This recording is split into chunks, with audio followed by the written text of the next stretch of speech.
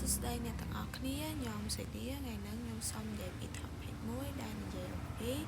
ថ្នាំព្យាបាលចិត្តដែលមានជំងឺដែលថ្នាំព្យាបាលចិត្តដែលមានជំងឺហ្នឹងអត់មានចំណុចអីច្រើនទេដែរ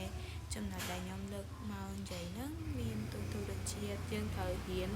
ទម្លាក់ការគុំគួននិងការប្រកាន់ខឹងចោលខ្លះការគុំគួនហ្នឹង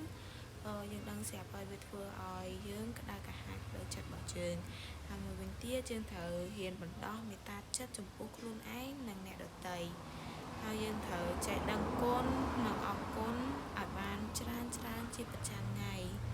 មិនថាយើងជួបរឿងអីយើងត្រូវចេះអរគុណរឿងដែលកើតឡើងមកលើជីវិតរបស់យើងហើយមួយវិញទៀតយើងត្រូវហ៊ានឲ្យអភ័យនិងរៀនដោះលែងខ្លួនឯងឲ្យចេញពីអតីតកាលហើយក៏ដូចជាអនាគតកាលដែរយើងត្រូវកំណត់ដឹងនៅសកម្មភាពដែលកើតឡើងនៅពេលឥឡូវដែលកើតឡើងចំពោះខ្លួនយើងនឹងយើងកុំ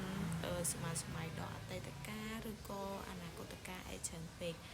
មួយវិញទៀតចំណុចចុងក្រោយដែលខ្ញុំចង់និយាយហ្នឹងយើងត្រូវកំណត់ដឹងនៅសកម្មភាពដែលខ្លួនឯងកំពុងធ្វើជាប្រចាំថ្ងៃនិងអរគុណច្រើនអ្នកទាំងអស់គ្នា